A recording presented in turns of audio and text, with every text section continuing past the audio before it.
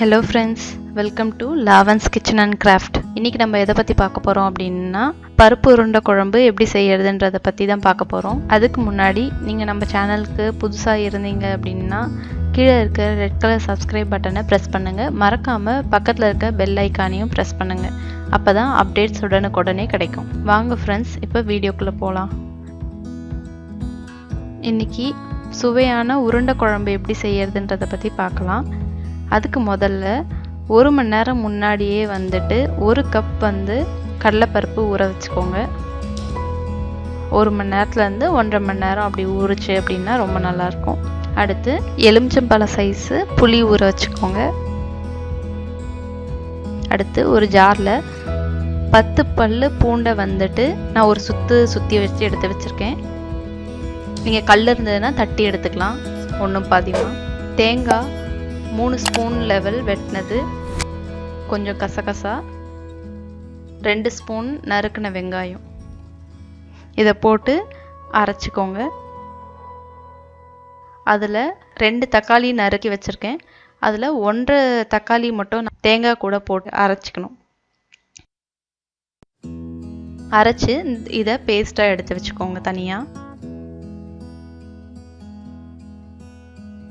இப்போ ஒரு கடாயில் எண்ணெய் காஞ்சதும் கடுகு, 1/4 ஸ்பூன் ஜீரகம், 1/4 ஸ்பூன் வெந்தயம் இதை போட்டு நல்லா கடுகு பொரிஞ்சதும் கருவேப்பிலை போட்டுக்கோங்க.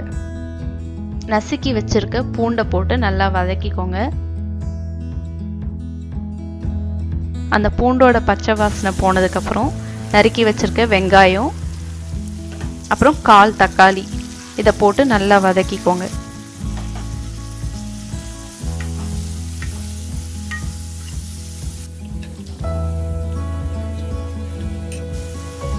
நல்லா வதங்கினதுக்கப்புறம் அதில் நம்ம ஊற வச்சிருக்க புளியை நல்லா கரைச்சி விட்டுக்கோங்க. புளியை நல்லா 2 தண்ணி கரைச்சி அதில் விட்டுட்டு தேவையான அளவு மஞ்சள் பொடி, 2.5 ஸ்பூன் மிளகாய் பொடி, 2 ஸ்பூன் மல்லிப்பொடி, தேவையான அளவு உப்பு போட்டு நல்லா கிளறி விட்டுட்டு ஒரு கொதி வந்ததுக்கப்புறம் நம்ம அரைச்சி வச்சிருக்க தேங்காய் விழுதை அது கூட சேர்த்து நல்லா கலந்து விட்டுக்கோங்க.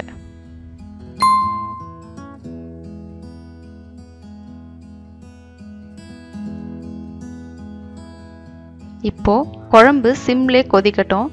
அதுக்கு நடுவில் நம்ம உருண்டைக்கு ரெடி பண்ணிக்கலாம். கடலைப்பருப்பு இப்போ ஊறிடுச்சு.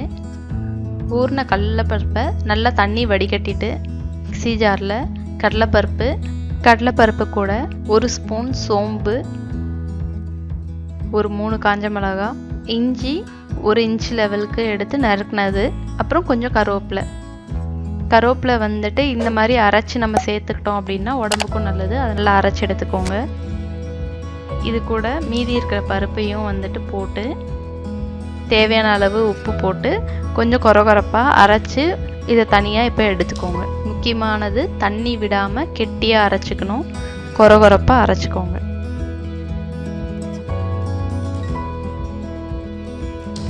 இந்த அரைச்ச பருப்பில் தூளாக நறுக்கின வெங்காயம், ஒரு பெரிய வெங்காயம் தூளாக நறுக்கினதை இதில் கூட போட்டு நல்லா பிசைஞ்சு நம்மளுக்கு தேவையான சைஸு உருண்டை பிடிச்சி தனியாக ஒரு பிளேட்டில் ரெடியாக எடுத்து வச்சுக்கோங்க.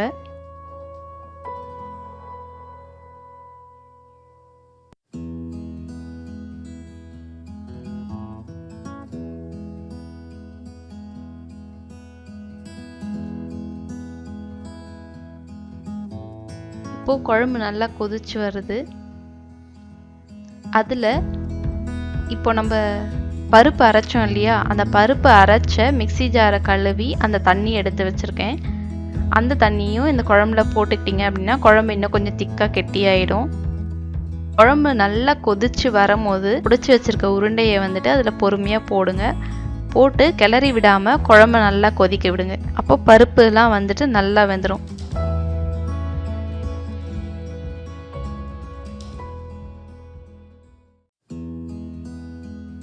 ஒரு 10 நிமிஷம் மூடி போட்டு நல்லா கொதிக்க விடுங்க. நல்லா வெந்ததும் இன்னொரு பக்கத்துக்கு லேசாக திருப்பி விட்டு திரும்பவும் நல்லா கொதிக்க வச்சுட்டு ஆஃப் பண்ணிட்டீங்க அப்படின்னா உங்களுக்கு பருப்பு உருண்டை குழம்பு ரெடி. இப்படி உங்களுக்கு உருண்டை பிடிச்சி போடும் போது கரைஞ்சிரும், இல்லை நீங்கள் மாவு அரைக்கும் போது வந்துட்டு கொஞ்சம் தண்ணி விட்டு அரைச்சிட்டிங்க பருப்போடது அப்படின்னா என்ன பண்ணுங்க, உருண்டை பிடிச்சி இட்லி குண்டாவில் வந்து வேக வச்சுட்டு அதுக்கப்புறம் கூட போடலாம். நீங்கள் மாவு கெட்டியாக அரைச்சிங்கன்னா இப்படி டைரெக்டாக போடலாம். அப்படி இல்லை அப்படின்னா நீங்கள் இட்லி குண்டானில் வேக வச்சு போடுங்க, அப்படியும் செய்யலாம். இப்போது அவ்வளோதான், உங்களுக்கு முடிஞ்சிருச்சு. பருப்பு உருண்டை குழம்பு ரெடி ஆயிடுச்சு. அடுத்து இன்னொரு சூப்பரான ரெசிபியோட மீட் பண்ணுறேன். இந்த வீடியோ உங்களுக்கு பிடிச்சிருந்தது அப்படின்னா லைக் பண்ணுங்க அண்ட் ஷேர் பண்ணுங்க. எப்படி இருந்ததுன்றதை பற்றி கமெண்ட் பண்ணுங்க. அண்ட் இது வரைக்கும் சப்ஸ்கிரைப் பண்ணாதவங்க சப்ஸ்கிரைப் பண்ணுங்க. Thank you friends.